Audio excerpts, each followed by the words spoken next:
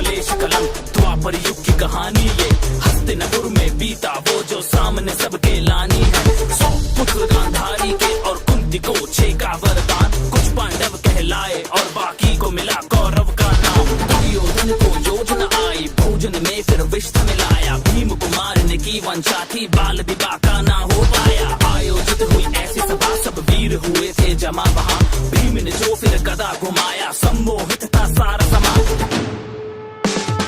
जाति कुल सम्मान को लेकर कौशल का देने प्रमाण, कर्ण ने अर्जुन को ललकारा सूत पुत्र को मिली पहचान। ऐसा फिर षड्यंत्र रचा जो पांडु वंश का अंत करे, बचा लिया पर विदुर ने उनको पांडव वन प्रस्थान करे। फिर ऐसा संदेशा आया न्योता जो स्वयंवर का लाया, होड़ मची थी वीरों की पर अर्जुन का परचम लहराया। भ्राता और पत्नी सहित घर को अब वो लौट चले, दिन देखे माता ने कहा वो शब्द भी दिल को भेद चले। शकुनी का प्रपंच सुनो पासों को फेंका जाल बुना, धर्मराज कुछ समझ न पाया राजपाट संग मान गवाया। दुशासन का दुस्साहस देखो, केश पकड़ द्रौपदी को लाया, पुरखों को कलंकित करना देख सका गोविंद की माया। भीम ने ली फिर प्रतिज्ञा दुर्योधन जंगा तोड़ूंगा, लहू के फिर दुशासन के मैं धड़ से अलग निचोड़ूंगा। 12 साल वो बीत चले और 13वां था अज्ञातवास, ध्वनि सुनी गांडीव की और युद्ध का हुआ आभास। कृष्ण की सेना कौरव की खुद कृष्ण चले अर्जुन के संग, फिर युद्ध छिड़ा और जहाँ भी देखा चारों ओर लहू का रंग। अर्जुन के मन में शंका थी कैसे उन पे प्रतिघात करे, गीता का उसको सार सिखाया धर्म का वो संहार करे। युद्ध का आया पहला दिन, तीरों की वर्षा होने लगी, भीष्म जो आए रथ पे तो पांडु सेना भी ध्वस्त लगी।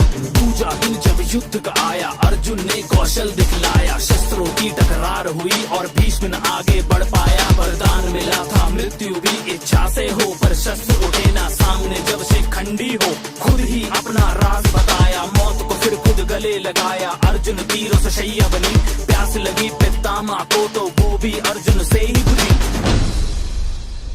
जिसको कोई तोड़ सके ना ऐसे व्यू की रचना कर दी, तोड़ दिया एक बालक ने उस अभिमन्यु की हत्या कर दी। कैसा इनका हक है और कैसा इनका है ये धर्म, एक तरफ जलती है चिता और दूजी ओर छलनी है बदन। युद्ध हुआ वो ऐसा भीषण तीर चला और दूजा आया, कर्ण जो रथ से उतरा तो एक तीर हृदय को चीर आया। हुआ सर्वनाश था चारों ओर, अब विनाश था चारों ओर, धड़ सर से अलग अब गिरने लगे, अधर्मी अब सब मरने लगे। धृतराष्ट्र 100 पुत्रों की संख्या भी अब कम होने लगे। शकुनी का भी अंत हुआ और था अब दुशासन का, उसके सीने को चीर दिया अब लहू के संग शवासन था। दुविधा में दुर्योधन था, जीत का कोई आसार नहीं, युद्ध में कैसे विजय मिले जीवन का बस आधार यही। वज्र का उसको कवच मिला पर जंघा में कमजोरी थी, मातृ प्रेम और शिव आवाहन से शक्ति बटोरी थी।